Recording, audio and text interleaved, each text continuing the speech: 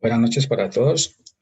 La clase de hoy va a versar sobre el análisis histórico de la gerencia estratégica. He condensado aquí una serie de conceptos, lo que llamamos un mapa conceptual, en el cual se analizan dos relaciones. Una que tiene que ver con economía y otra que tiene que ver con la administración de empresas. Como la materia trata de administración de empresas, vamos a mirar qué influencia tiene la una sobre la otra desde el punto de vista de globalización económica y de gerencia estratégica. Hay que entender también que existen una serie de autores del pensamiento administrativo, se llaman gestores precisamente. Se ha confundido el término desde el punto de vista del marco con que se aplica la administración. Algunos las llaman teorías, otros llaman escuelas. Simplemente lo vamos a llamar gestores de las ciencias administrativas, y dos de los principales gestores de estas ciencias administrativas son Freddy Taylor, creador de la administración científica, y Henry Fayol, creador de la teoría clásica de la administración. Ellos, junto con otros científicos contemporáneos posteriores en el siglo XX, crearon un sistema de teorías que hoy en día pues, se aplican indistintamente, y cada organización tendrá para bien escoger la que mejor se adapte a su filosofía. Bien, en ese sentido, nosotros podemos considerar que hacer un análisis real de lo que es la administración hoy en día es una pretensión grande, ¿ya? Lo que se implica, entre otras cosas, es hallar la relación directa que hay entre economía y administración como ciencias sociales. Diríamos que las dos tienen un mismo sentido como objeto común de estudio. Son ciencias sociales. Pero por eso necesitamos separar dónde es economía y dónde es administración de empresas. La economía podemos entender que es una ciencia social, ya se había dicho, que busca los recursos escasos para orientarlos hacia la producción de bienes y servicios. ¿Y eso con qué objetivo? Satisfacer necesidades de los seres humanos de una forma racional. O sea, desde el punto de vista, está cumpliendo con su objetivo, que es una ciencia social. Ahora bien, la administración de empresas, que también es una ciencia social, pretende también ubicar recursos, ¿sí?, necesarios para producir bienes, pero a través de organizaciones, ¿sí?, y que están dispuestas a dar el máximo de aprovechamiento y satisfacer también las necesidades. La diferencia entre una y otra es que bajo el lema de administración de empresas estamos hablando de que toda organización tiende a tener utilidades, que esas utilidades deben ser las máximas, cosa que no sucede en la economía. La economía simplemente busca recursos y trata de orientar. Entonces ahí encontramos la primera diferencia. Hablando de autores del sector administrativo, el pensamiento administrativo, encontramos a Henry Fayol, un ingeniero de minas en francés, que es el autor de la teoría general de la administración de empresas, que a menudo se llama Fayolismo. Se fundamentó Fayol para lanzar su teoría y que se considera hoy como tal una de las escuelas de más auge en cuanto a su aplicación. Reitero que de todas maneras esta escuela no es que sea obligatoriamente aplicada por todas las grandes empresas, no, podrá haber diferencias entre uno y otro autor. Para eso hay más de 14 escuelas del pensamiento administrativo. Los 14 principios de Fayol están fundamentados en lo que se ve en la diapositiva, ¿ya? Si los observamos, si los detallamos, podemos encontrar que muchos de ellos se están aplicando, se pudieron haber aplicado antes por algunas organizaciones, no lo hicieron, pero ahora en este mundo global se está aplicando. Y ahí está la importancia de una teoría, o sea, permanece en el tiempo y como permanece en el tiempo, en cualquier época, bienvenida esa teoría. Por lo tanto, no podemos, como se dice, no podemos detenernos en el simple hecho de quién la fundó o quién la emitió. Simple y llanamente ir a la fuente y encontrar algún aspecto o aspectos que me sirven para manejar el tema empresarial. Por otro lado, tenemos a Frederick Taylor, que fue un promotor de la Organización Científica del Trabajo y es considerado el padre de la administración científica. Prácticamente que los principios de Taylor son, si lo observamos aquí en la diapositiva, son de más amplia aplicación, porque pues, hoy en día realmente se habla de planeación, de preparación, de control y ejecución. Por lo tanto, fue un adelantado, digamos, a la época en el cual fundamentó esta teoría.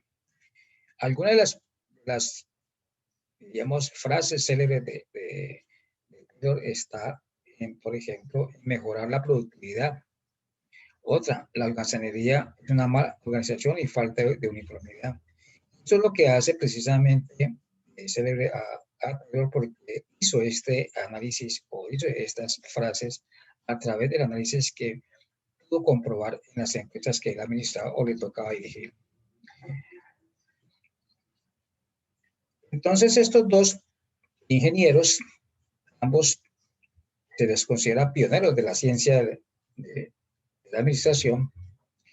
Y cuanto se refiere a Frederick Taylor, podemos decir que su escuela de administración científica está preocupada por aumentar la eficiencia de la industria a través, inicialmente, de la racionalización del trabajo operario. O sea que la eficiencia es utilizar de manera óptima los recursos de la empresa, de todas las empresas. Y eso evita traumas o atascos en la labor productiva. Taylor establece estos principios y normas siempre con el convencimiento de obtener un rendimiento de la mano de obra y un ahorro de materiales. Ahí está la eficiencia. ¿Ya? Y se apoya en lo que se llama los estudios de ingeniería de tiempos y movimientos. Los ingenieros son muy dados a los cálculos, son excelentes matemáticos, entonces desarrolla una serie de actividades cuya función básica está fundamentada en la matemática. Entonces estos métodos de trabajo hicieron que construyese lo que hoy se conoce como la teoría de la administración científica y podríamos también considerar que hace parte de los métodos de ingeniería hoy en día, todas las escuelas de ingeniería por su, digamos, importancia, su real importancia en todo momento.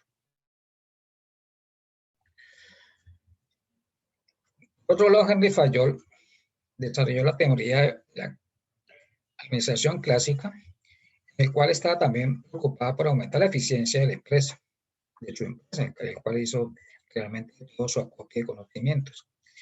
Con este modelo administrativo de Fayol, considero tres aspectos en los cuales hay que recabar para cualquier empresa. Una de ellas es la división del trabajo, otra, la aplicación de un proceso administrativo, y la tercera, la formulación de los criterios técnicos que deben orientar la función administrativa. O sea, que se concentra en lo que realmente hoy se maneja en todas las empresas, la aplicación de los conceptos en talento humano, la especialización de las tareas, la promoción de los empleados, la estabilidad laboral. ¿Ya? Y aplica pues una serie de conceptos administrativos que conllevan a que las empresas elaboren. Y ahí sale lo que más tratemos a ver, los criterios para elaborar manuales administrativos, los manuales en todo sentido de una empresa, con análisis de cargos, y precisamente dar las pautas para que eso se monte así como se considera hoy en día los manuales administrativos. Podríamos considerar que uno de los empresarios más grandes que ha tenido la industria automovilística del mundo, nacido en Estados Unidos, Henry Ford. Henry Ford aplicó realmente los conceptos de la administración, dada que pues en la época que surge la industria del automóvil como tal, él se convirtió en un vanguardista, ¿sí? En la aplicación de estas teorías, lo que llevaba en la práctica a una mayor eficiencia en la producción de automóviles y estableció lo que se conoce el sistema de producción en donde las personas todas participan en el ensamblaje de un automóvil, desde el chasis, la carrocería, el motor, las llantas. Entonces eso se iba haciendo en una cadena que se llama cadena de montaje hoy día. Por supuesto que en esa época era pues, manual, pues hoy lo hacen robot. Entonces podemos decir que es uno de los mayores alumnos aplicados que tuvo las teorías administrativas, sobre todo la de Taylor. A pesar de que estos dos ingenieros, Taylor y Fayol, nunca se comunicaron, partieron de puntos de vista diferentes y se puede decir que aún opuestos. Lo cierto es que sus ideas constituyen las bases del llamado enfoque clásico tradicional de la administración. Por eso los traje aquí a este set de clase, porque consideré que realmente dieron bases, dieron principios muy bien experimentados. Sus teorías realmente, algunas podrían no ser, por algunas empresas podrían no ser consideradas como buenas, pero a lo largo de todo el tiempo, digamos, del siglo XX, el panorama administrativo mejoró precisamente con estos aportes de estas teorías. Por lo tanto, eso nos llevó a pensar que, administrativamente hablando, ¿sí? El proceso científico es tratar de llevar a una empresa, cualquiera que sea el sector en el cual participe, a maximizar sus utilidades. Y esas utilidades precisamente permiten el desarrollo económico de los países, permite dar empleo, aportan a la economía de cada país. Y entonces eso hace que las grandes empresas, sobre todo del sector manufacturero, crecieran tanto. Estados Unidos es un ejemplo. En Europa hay también cientos de ejemplos de empresas de construcción, empresas de fabricación y elaboración de alimentos. Por lo tanto, Taylor y Fayol estaban considerados como los padres, podríamos decir, de lo que hoy en día se habla de gestión estratégica. ¿Por qué? Porque fueron unas estrategias globales de pensamiento. O sea, sus teorías se lanzaron, pero no para que se aplicaran bajo algún modelo económico en particular o bajo algún estado democrático o no democrático. Simplemente consideraron que sus teorías eran válidas en cualquier momento sin importar la cadena de producción que se estuviese aplicando. Por lo tanto, su pensamiento está plasmado en frases como: el fracaso es una gran oportunidad para empezar otra vez con más inteligencia. Y aquí, pues, esta frase nos lleva a pensar también que muchas empresas desaparecieron, fracasaron. Podemos entender que sus utilidades vinieron abajo de un momento a otro. Desde el punto de vista administrativo, ¿por qué no intentaron reorganizarse, o sea, iniciar otra vez? Ahí queríamos, pues, como se dice, la incógnita de por qué las cosas a veces no se hacen con criterio, sino que se hacen con pasión. En esta diapositiva podemos ver grandes pensadores, ¿sí? de lo que se llama las escuelas del pensamiento administrativo. Representantes, estas escuelas existen, ¿sí? Podríamos afirmar en un u otro sentido, el mundo global es esto, hoy en día. Hay psicología industrial, hay la teoría de la burocracia, hay la teoría de las relaciones humanas, la teoría de la misión progresiva, de cual Peter Drucker, un gran escritor, es un principal exponente. Está la teoría del control total de la calidad, muy utilizado tanto en Europa, Estados Unidos, como en Japón. La escuela, la matemática y la decisión, la escuela de las finanzas, la escuela de la planeación estratégica, bien, una cantidad de autores, gestores realmente de las teorías administrativas. Pero ahora vamos al punto en el cual vamos a llegar a la paradoja de la gestión estratégica actual. ¿Qué pasa con la economía y qué pasa con la administración de empresas? ¿Dónde se separaron? Y esa separación nos llevará a concluir que a pesar de que sus objetivos pudieron ser en un principio similares, su objetivo final son distintos. Miremos en qué se trata esta paradoja. La curiosidad. Entonces, surge la necesidad de hallar una relación directa entre economía y administración de empresas. Esta relación, de forma paradójica, que pues, tienen objetivos diferentes al final, precisamente se concibe como una gran diferencia y a medida que avanzó el siglo XX y comenzamos el siglo XXI, se va a notar aún más. ¿Cómo se nota esto? Por ejemplo, consecución y ubicación de los recursos económicos necesarios. ¿Qué hacen ambas? La economía habla de la racionalidad en el uso de los recursos humanos, de los recursos productivos.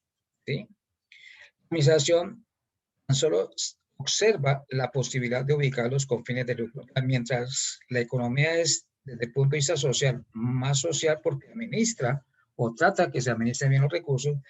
La administración de empresas lo que hace es que sí, se deben utilizar racionalmente, pero hay que buscarle lucro a la organización. Entonces allí ya hay una paradoja de contrasentido.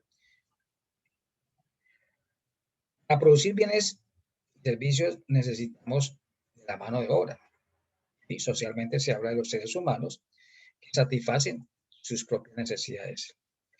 Por lo tanto, esa satisfacción de necesidades hoy en día no se mide el riesgo, ¿sí?, en cuanto a la reserva de los recursos. Ahí tenemos el caso del petróleo, que sería que es una fuente inagotable de recursos, pero resulta que el petróleo es un recurso no renovable. Se gasta, se gasta, se gasta, y va a llegar un momento en que ese petróleo se va a agotar. Entonces ya el uso de combustibles fósiles parará definitivamente porque no hay forma de convertir ese petróleo en sus derivados a través de la decantación industrial. Por lo tanto, las empresas hoy en día están aplicando en todo momento eficiencia y eficacia de una manera irracional, ¿sí? Hace que los recursos naturales cada día sean escasos. Por lo tanto, ese rastro de competitividad, productividad, de eficacia y eficiencia nos obliga a ir a otros lugares remotos de este planeta Tierra a conseguir dichos recursos, porque desde el punto natural de ubicación, desde el punto de vista de ubicación de los materiales para ser transformados en productos terminados, hay una escasez. Y esa escasez los lleva a conseguir otras áreas geográficas en las cuales deban conseguir esos suministros. Entonces, hoy en día tenemos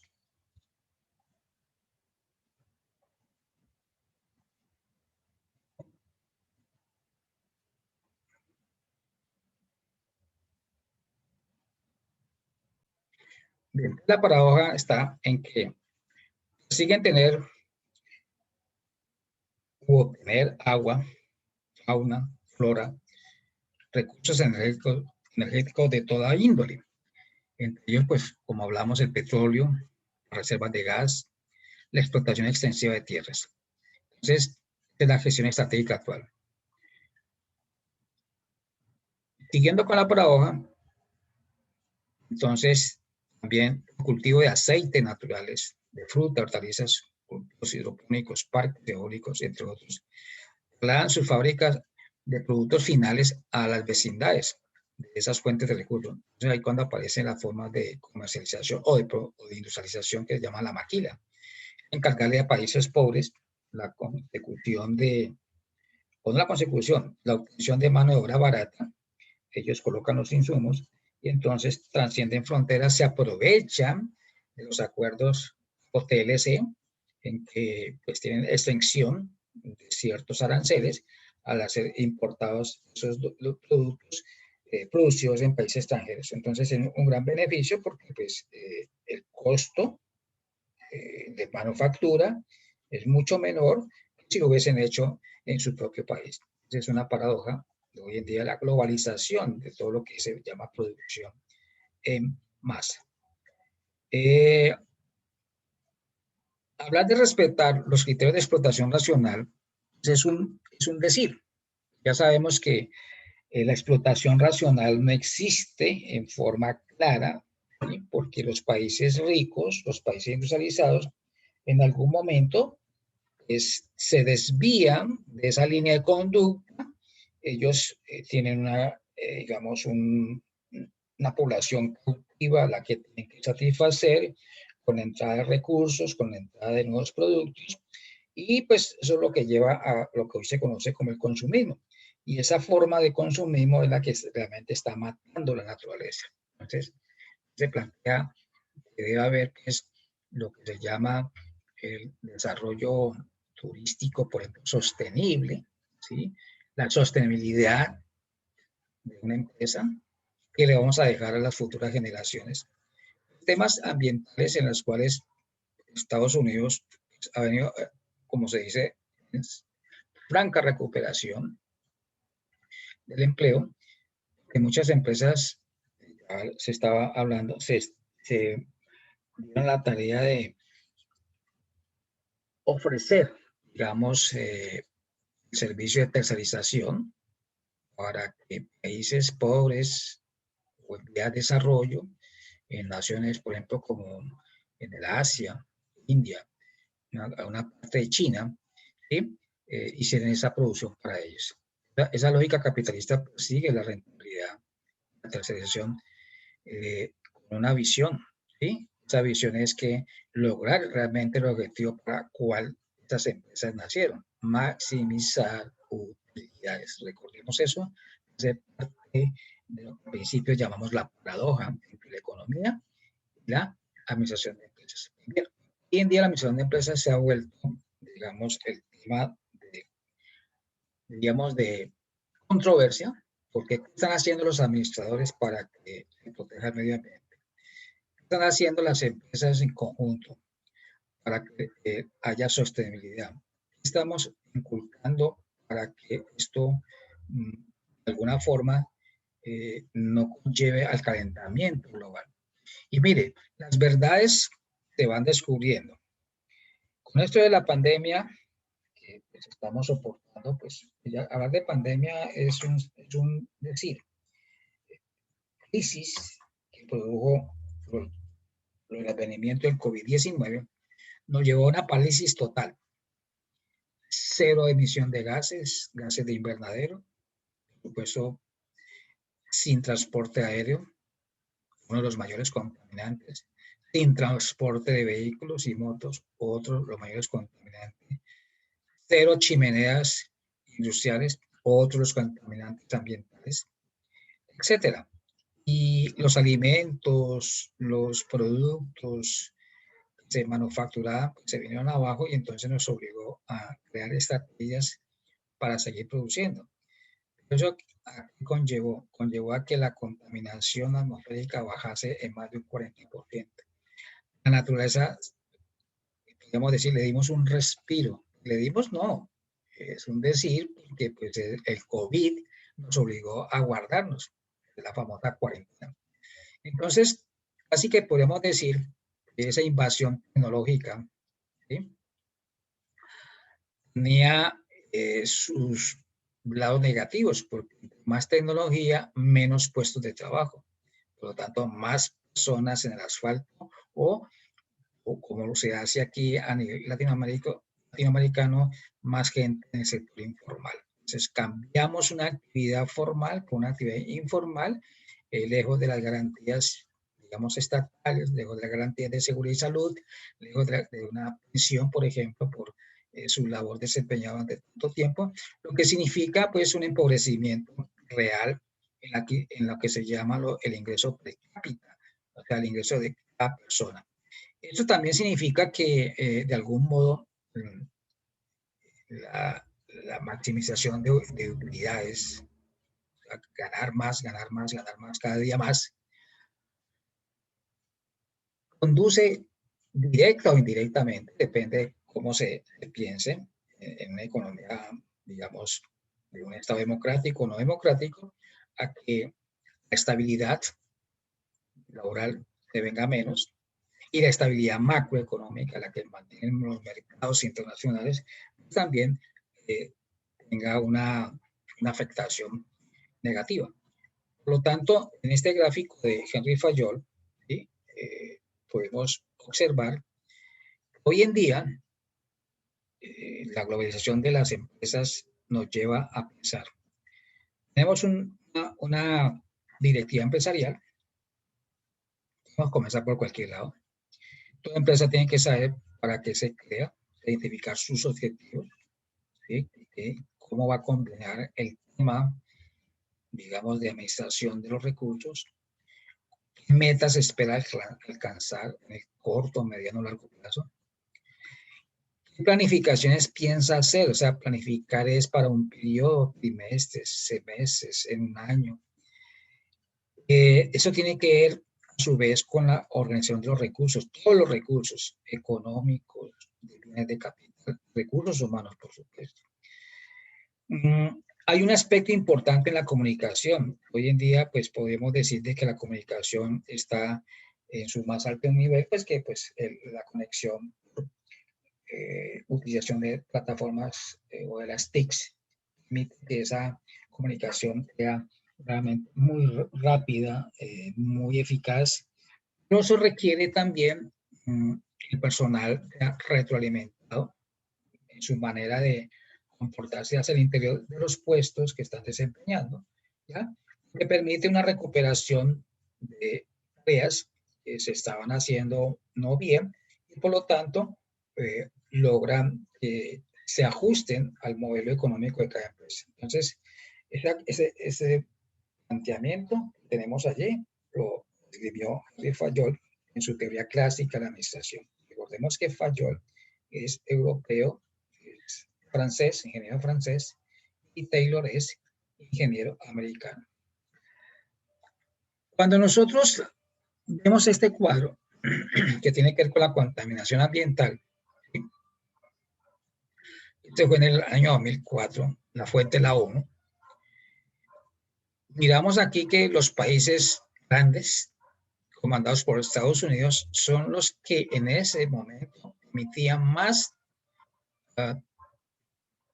toneladas de CO2, o sea, gas carbónico al ambiente, entre Estados Unidos, China, Unión Europea, Rusia, India, Japón, Alemania, ¿ya? Canadá, Reino Unido, Corea del Sur, Italia, o sea, grandes.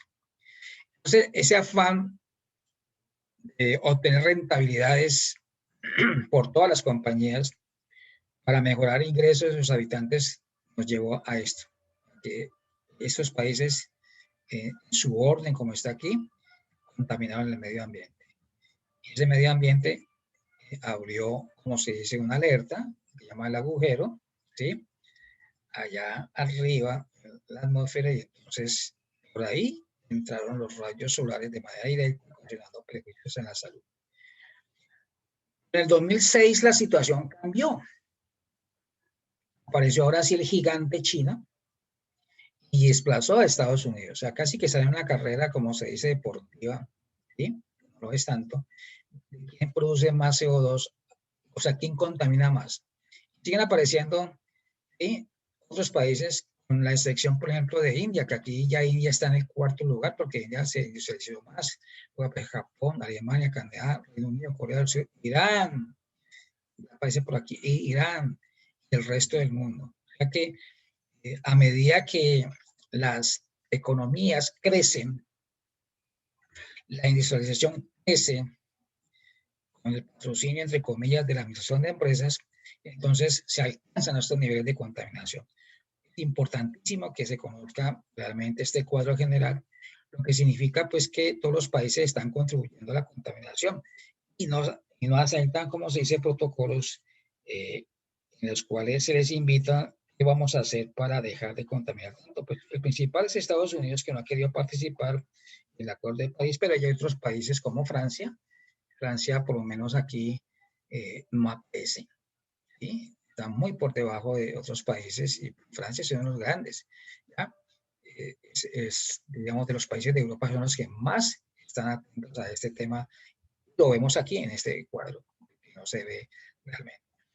Bueno, este es el tema de la clase de hoy. Para quien quiera profundizar sobre todo el temario que se ha visto hasta aquí, y hasta aquí llega el examen parcial que se va a presentar el día 14 de agosto a las 6 de la tarde, una hora disponible, y pues esa hora para ustedes es fundamental en que contesten todo lo que necesitamos.